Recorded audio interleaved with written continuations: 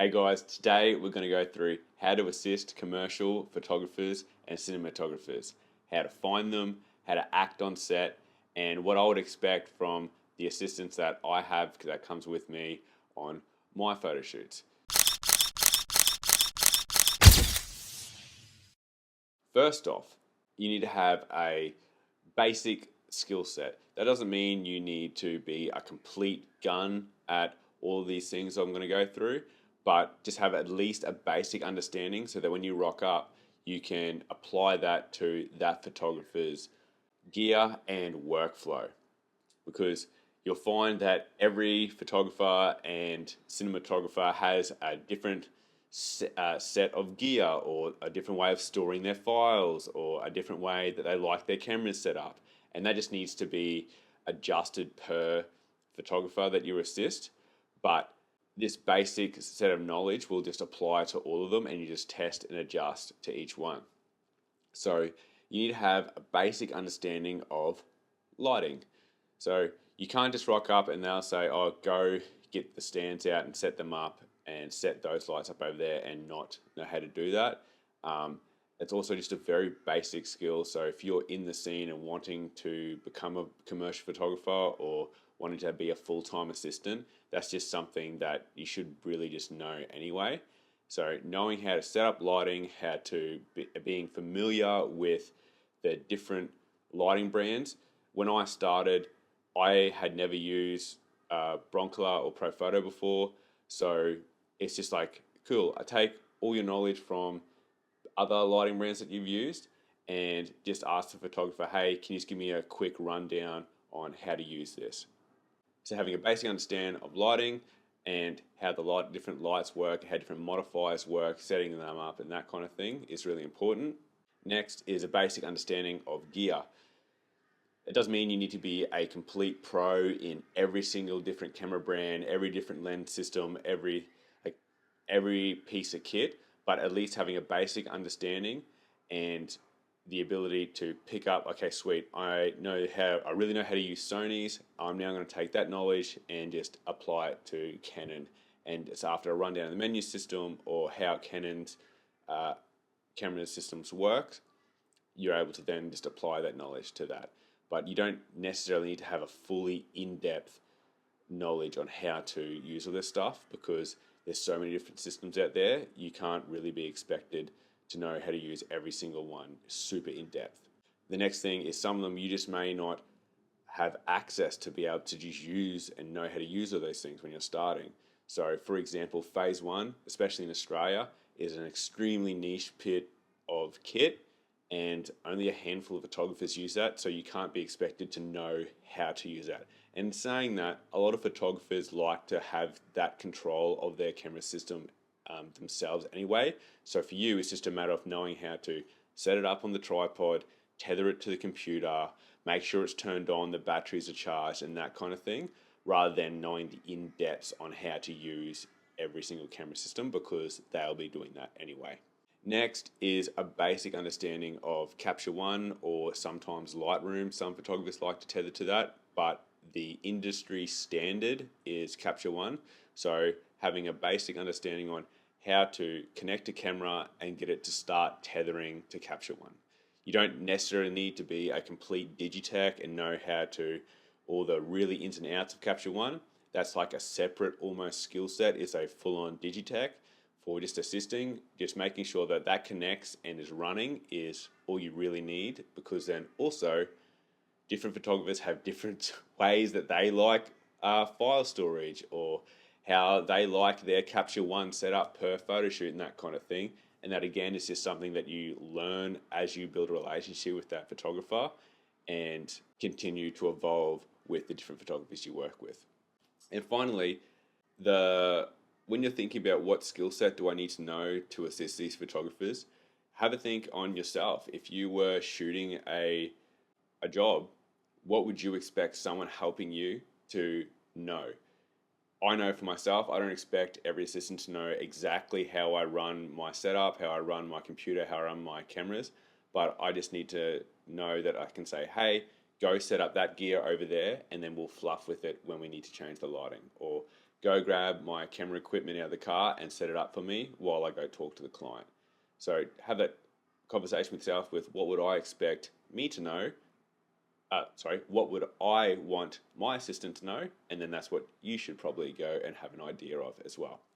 Okay, so you have this basic skill set. Now, where do we find commercial photographers and cinematographers to assist? Now, you might be saying, well, Luke, there's no list of photographers and I can just go and call them up. Well, there actually kind of is. The way that I did it when I started assisting is I went and found all the agents and photography and cinematography agencies in my area, and I saw their list of photographers, found their Instagram, found their website, found their emails, and just started calling and emailing them saying, hey, my name's Luke, I am an assistant, these are my skills. If you have any jobs where you require assistant, I would love to give you a hand. I think every single one of them actually got back to me because they understand, at one stage they were in your position, more than likely. They understand the hustle, they understand this is sort of the career projection, career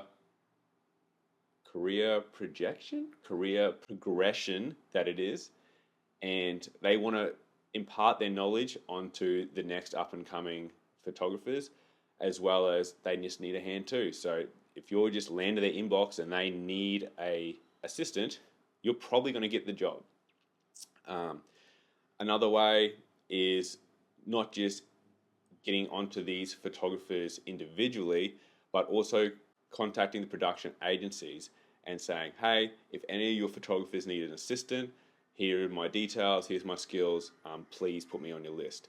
And I'm on one of the photography agencies, and when you're on that production agency list, then you could be called up for any of those photographers, and instead of having to be on the individual level and you're trying to liaise with them like that, it's just like, cool, boom, boom, boom, these 3 photographers have photo shoots this week or this month, and you're on the list that you could potentially assist all of them.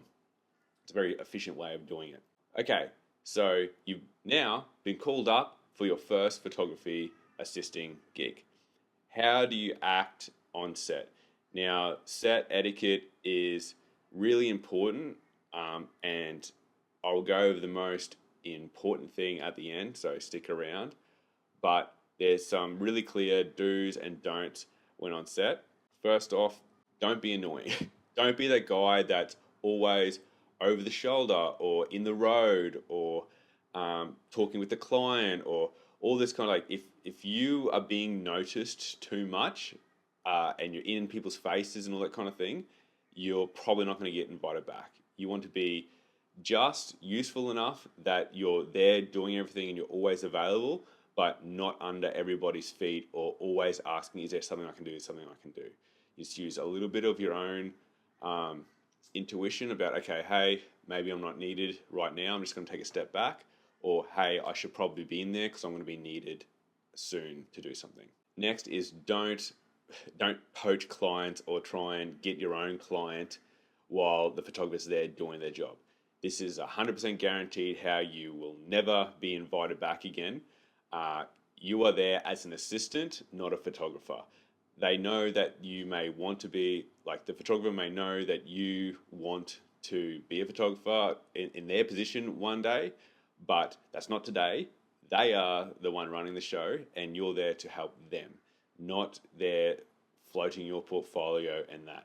In saying that, you can always talk to the producer or other people at the set about like, oh, I've been shooting this, or if you know, be a normal human. If they talk about, hey, do you shoot as well or whatever, say, yeah, this is what I do, blah, blah, blah. But in particular, the client, don't go try and poach them. That is bad. Next sort of leans on the first one is always be ready to work. Like, you don't want to be on your phone missing something and then when you're needed, you're not there. There's times where, you know, nothing's really going on. We're waiting for hair and makeup to work. Everything's already set up. So there's a lull and you can be on your phone or you can just be chilling for a bit. But when it's work time, be ready to go. You're there with like, okay, cool. We know we're ready to start adjusting lighting. Maybe I'm probably going to need to be near the lighting, or okay, cool, we're ready to move to the next location. Probably need to be ready to start packing our gear to move on to the next location. So always being ready to go and not like needing to be the dude that's on their phone or off with the fairy somewhere is really annoying. So don't be that guy. Next, which is something that's kind of underrated, but I know on shoots I'm really bad for this, where I'll forget to eat or I'll forget to drink, and then I'm there like frothing at the mouth because I'm dehydrated and that kind of thing. Is always just like every now and then, oh sweet, I see my photographer's water bottles is empty, or his cup's empty, or he hasn't eaten in a while, or something like that. Go and get him a drink of water, go and get him a snack, go get a coffee or something like that, or ask if they want something, because they've got 1,000 other things they're thinking about, being creative with the concept that they're shooting, talking to the client, talking to the producer, working with video if they're there, all this kind of stuff that they're probably not thinking about food and water, and that's going to like drain them throughout the day. So just making sure that, hey, do you guys need something? Do you need something to drink, or do you want something to eat, or I've gone and got the snacks, something like that. And finally, the most important thing for when assisting photographers is work ethic.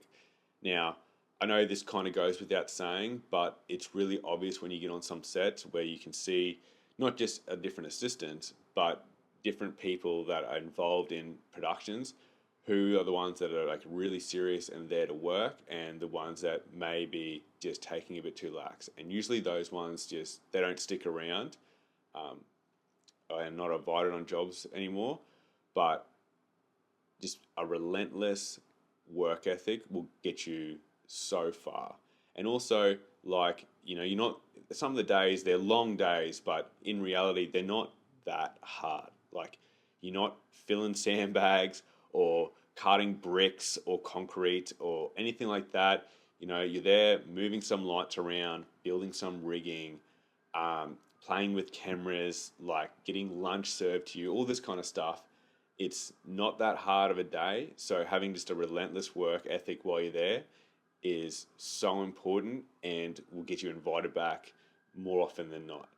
Because a lot of photographers or production agencies would rather someone that may be slightly underskilled but super keen and ready to work than someone that is super skilled but they're just a pain in the ass or just don't really care or anything like that. So I hope that helps you with finding photographers to assist and the skills that you need to have when you go assist these photographers. And let me know how you go with that, and if some of you are just getting into it, what your first experience was like. I hope that's helpful, and I'll see you guys on the next one.